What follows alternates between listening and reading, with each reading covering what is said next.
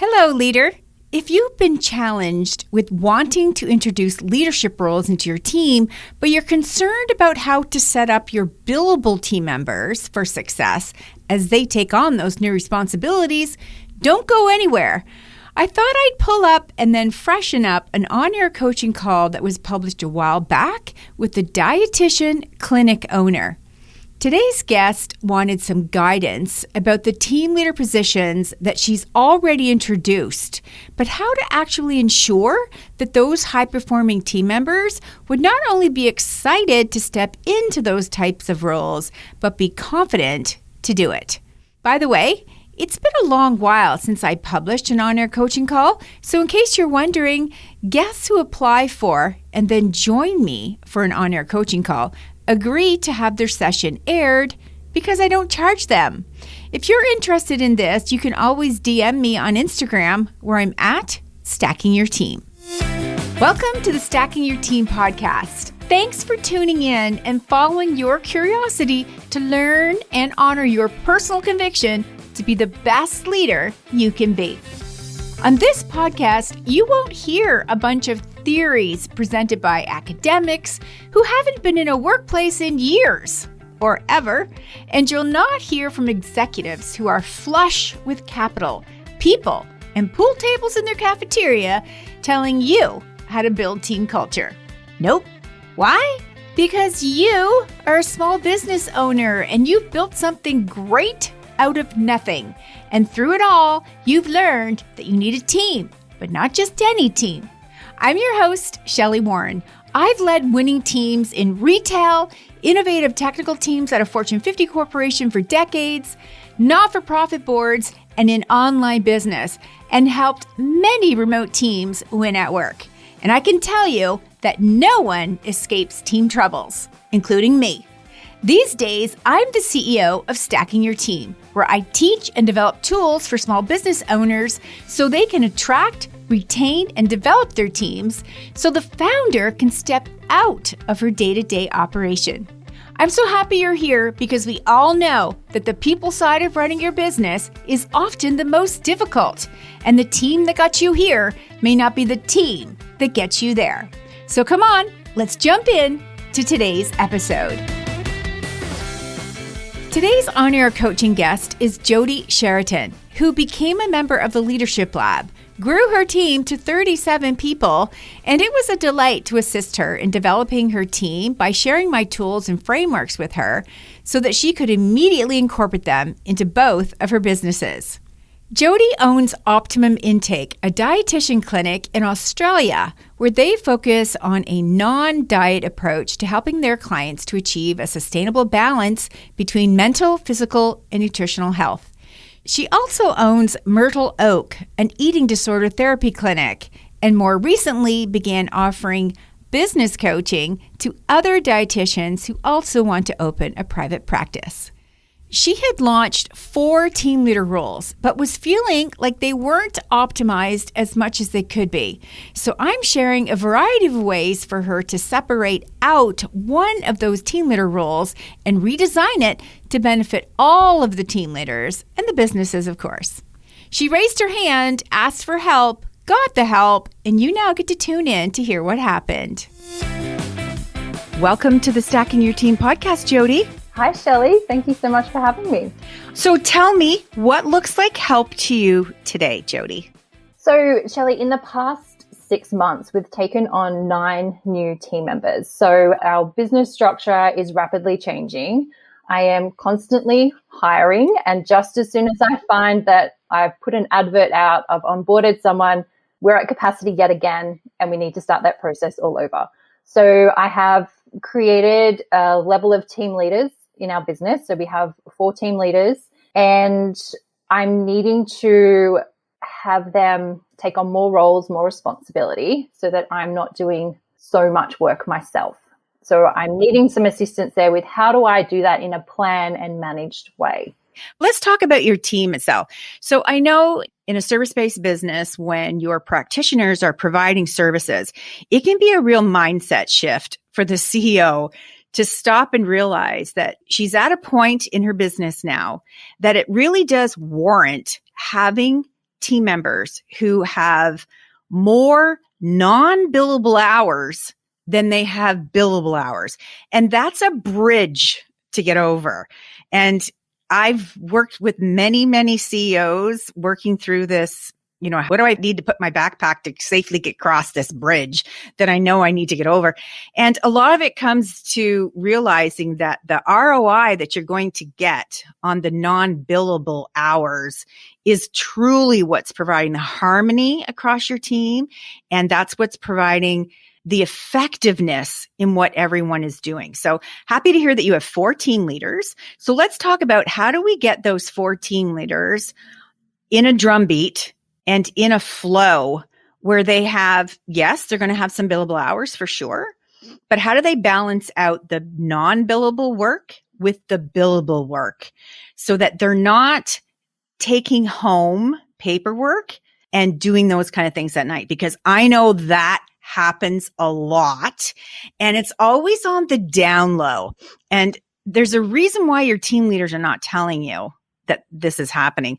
Part of it is because there's a little bit of shame wrapped around it because they can tell themselves a story that says, I'm just not productive. I'm not organized. I should be better at this.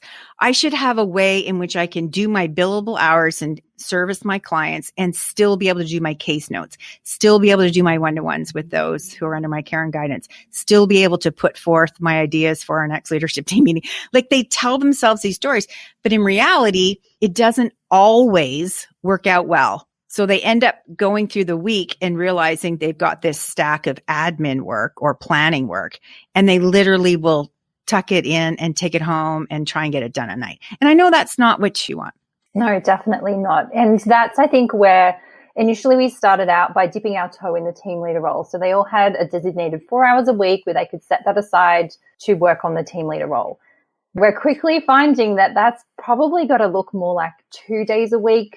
And so we're working on that shift now so that they aren't having to feel the pressure to do any work at home, do any work after hours. We are really wanting to create that work-life balance so that they can switch off at 5 as they walk out the door and be energized and ready to get back into it the very next morning. So it is that shift and balance for my mindset, as you mentioned, and also for theirs as well. So how do you have your team leaders set up today? Are they set up by a different, like a methodology that you share? Is it a particular service? Is it a department? Tell me how you've structured your team leaders. Yes. So we have 4 core streams within our services. So we have a clinical stream, a disability nutrition stream, residential aged care, and community aged care. So we deliver certain procedures and services under each of those 4. Mm-hmm. So the requirement for team leader is that they are still currently working within those roles, but then also taking that leadership role for the other team members to help guide the other team members. Within those 4 service offerings. Yes. So tell me, which is your most profitable service? Like, just don't think about it. Like, what's your most profitable? I would say our clinical care stream. So where we have focused areas of nutrition. Mm-hmm. So within that particular sector, do you have the majority of your team allocated to that? Yes. Okay. So I'm hearing that's your most profitable revenue stream. You have the majority of your therapists and your experts staffed over there, and there's 1 team leader for that? Correct. So I'm just going to throw this out to you, Jody. Now, you know your business better than I do, but I'm already seeing that particular team leader should be non-billable. Because here's why. It's your most profitable revenue stream. The largest number of your team are focused on that revenue stream. There's demand for it. The demand is not a secular type of demand. The demand is constant, which tells you that it's only going to get bigger. So in order for that revenue stream to be ready for the next growth stage that it's going to go through, you need that team leader to be doing all the things necessary to make sure that everything is buttoned up and so flowy, so streamlined, so that when the next wave of growth comes, you're ready for it. And that could include staying ahead of hiring. That can include staying ahead of your team trainings and moving your team trainings onto videos where there's built-in curriculum with built-in videos and built-in learning exercises so that she or he can check to make sure that the learning it's been learned and then applied and demonstrated. So there's ways for her to stay out front of that revenue stream with having so much focus because she's not doing client work. And at first that can absolutely feel a bit scary. Like when I saw the look on your face when I said that to you, so that is scary. Having an expert on your team that is incredible at what she does and moving her out of the billable, because the first thing you realize is, okay, that's a cash constraint at the beginning. But what you're getting in return for that is all of the efficiencies and the predictability and the productivity, which eventually and through a very short amount of time, you are going to regain back that cash. Right. I absolutely hear what you're saying, Shelley, because it makes sense, even from what we've seen just through the less hours that we've put to each of the team leader roles. Like our revenue has doubled within the last 12 months. So it's a scary step to take. Yeah, it is. But it makes so much sense. And I love the idea of training videos so that you're not always having to do the onboarding, the training face-to-face in real time. There's probably a lot that we could do, and putting that online so it is just able to be played and repeated, and the new team members can go back and re-listen if they need to brush up on certain skills. So I love that idea. It's just finding the time, which is what this will create. It will. And the other thing that you want to be able to layer in on that is that particular team member, because she is 100% non-billable, the other expectations that you as her CEO is going to have of her is that she will have solid drum beats set up. She will have solid touch points. Everyone will have a 5-hour work plan. She will be leading their performance reviews. She will be able to take that revenue stream and mold it into the foundation of all other growth in your business. And she will then role model what she's doing in that revenue stream. And then we move it to the next revenue stream, right? So, because then my next question for you is, what's your second best revenue stream? And then that becomes the goal moving forward. And it's, it doesn't have to all be done in a year, right? You can take your strategic plan, because I know there's other things on your strategic plan that you really want to make happen, like with all of your process documentation and, looking at compensation and just looking at just being on trend of what's happening in your industry takes time as well. So having that strategic plan that really says our first effort is going to be there. She's going to be leading it. Here's what this is going to look like. And then when we have that, we're going to celebrate those milestone moments, and we're going to see the shift that happens within the business. Then we're going to move on to the next, and then the next. And it can become a 5-year plan. But boy, oh boy, every time you move from that one milestone moment of setting up that team leader and putting her in that leadership role where she really is, she's leading a profit center for you. Like Jody, and that's the way you need to think about that. She's leading a profit center for the business. And in order to do that really well, we're going to set her up with success by removing all of the distractions, giving her a clear 5-hour work plan with clear deliverables, including metrics, KPIs. I know you love that stuff. So you're going to have all that on there. And boy, oh boy, she's going to have her marching orders, and she's going to run right out there and do it for you. That sounds really exciting. And I love the idea of setting it up with this first team leader and then rolling it out across the others. So once we've done that initial investment, it's setting up all those processes and documents, it would be easy to roll across to the others as well. And then she can become that mentor, that experienced mentor for her peers, the other 3 team leaders. And she'll be able to say to them, I'm going to take a hit for the team at the beginning. I'm going to fall down, scrape my knees, but I'm going to be taking notes. I'm going to be learning as I go. And when it's your time, I will be here to help mentor you when it's your time. And she could even build out training modules and checklists and, frameworks that's going to help her peers, those other team leaders, and help you get ready for when you're going to shift over and focus on the second revenue stream. Amazing. Is there any suggestions you would give to me for how I best support her in doing this? Well, clear is kind, as Brene Brown always says. So the more you can be clear with what your expectations are. So I find language like this helps. So if you were to say to her, by the end of month 1, I would expect that you would be able to have this, this, and this done. Sure.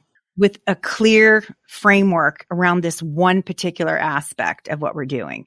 So using the language that also gives her timelines. And then we would say to her, I am here to support you. And here's my suggestions for our touch points. Here's what I'm thinking. You and I are going to meet up on this day at this time, create a drumbeat from it, and give the expectation to her that when she comes to these touch point meetings with you, you're there to guide her, to give her sound counsel, but it's also her time with you to be able to have that sounding board where she's coming up with ideas and she's saying, I was thinking about this and this is why, and I'm thinking of rolling out it this way. What do you think about that? It's not that she's coming to look for permission, but she's coming to, it's like taking 2 brilliant brains and putting them together on this one focus, you're doubling down on the passion for it.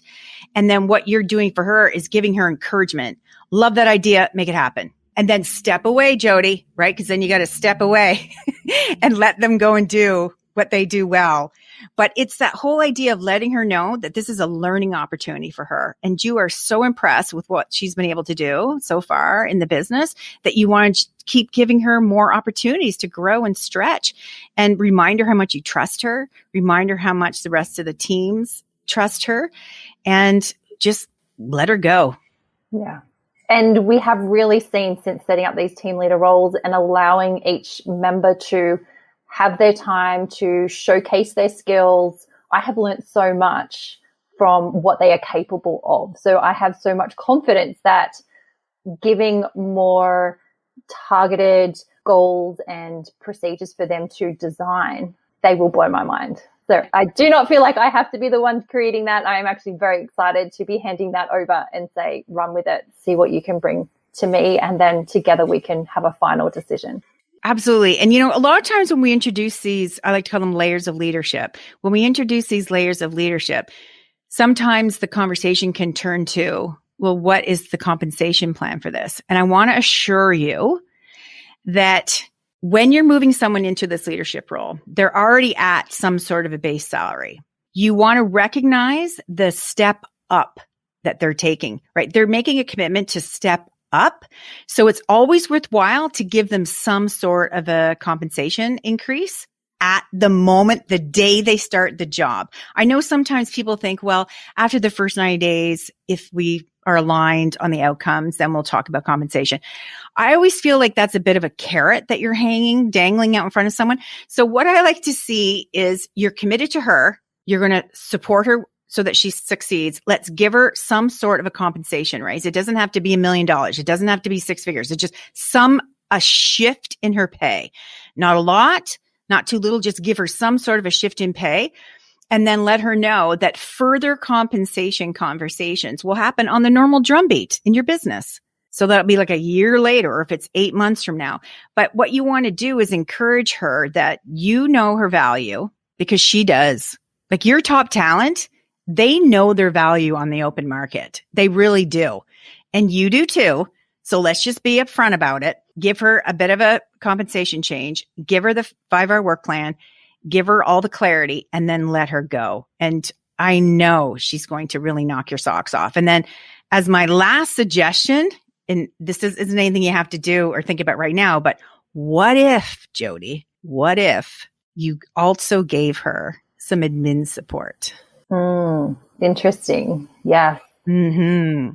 So what I think would be like super fantastic is if you had admin support that strictly supported your team leaders. It could be a part-time person. It could be a virtual person. But the point of the role is they serve your leadership team members. And they could be under the care and guidance of one of those team leaders. Not this particular one that we're talking about, but it could be a secondary one. Like it could be the person that you're thinking would be your next revenue stream leader.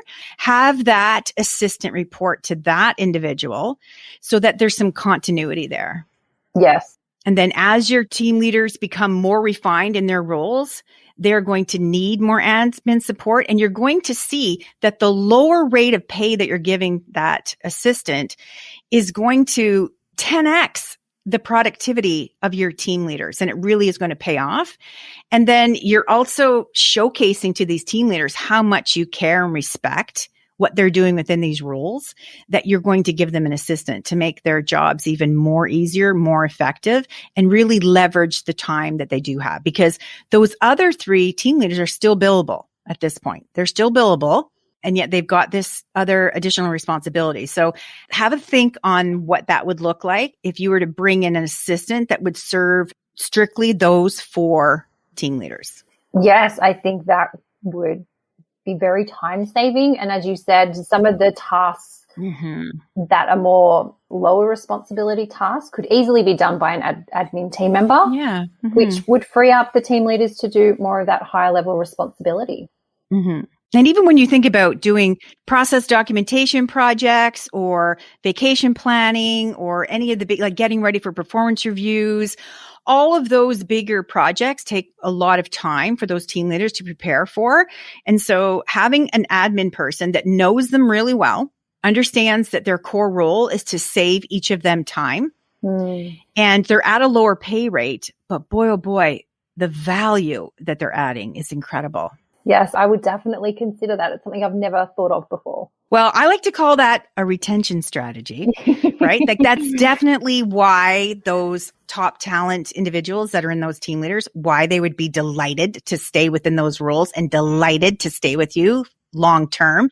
It's because they know that you know their value. Yes, definitely.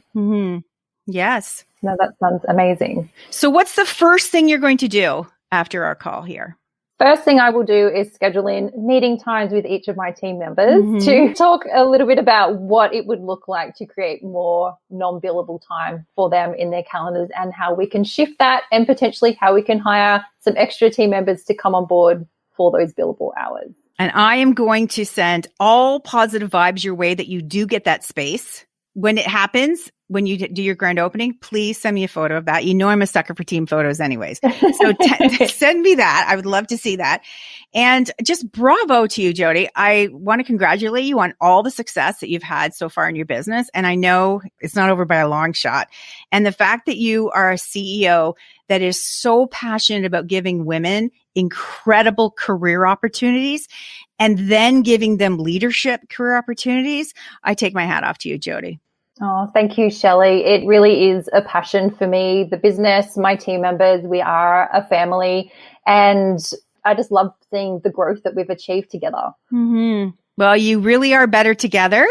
And all of this structure that you're building in within this layer of leadership with your team leaders is giving you personally so much more harmony, and your team essentially doesn't need you as much. So you can focus on other things. You really can. And it's up to you to choose what those other things are going to be, Jody. Honestly, it's up to you. Thank you, Shelley. And I think the inspiration I have drawn from listening to your podcast for the last 2 years and the strategy sessions that we've had together has really given me the confidence to be able to take the step back and let the other team leaders do their job. So it's been amazing support. Thank you. Well, you're an absolute gem. I can't wait to see what happens next. Thank you, Shelley. If you'd like some help developing people to step up and become leaders for your small business, why not consider enrolling them into the Leadership Lab Team Leader Program? They'll get very relevant on-demand training and a resource library designed to help them excel as a highly valued team member. They'll also have access to our private community for real-time support, a quarterly live training call, and a monthly drop-in Q&A call with me, all at a very affordable price. You know that the people side of running your business is often the hardest, so why not get some quality help and move into this year better prepared for more growth instead of dealing with team turnover, disappointments, and overpaying for mediocre performance. I'm here to help you. You can get all the details and book a call with me over at the website, stackingyourteam.com. Leadership can be exciting, challenging, and lonely at times. So don't go it alone. Let me help you create the team and the leadership structure that you've been craving. So until next time, remember, if you have a dream, you need a team. So let's get stacking yours today.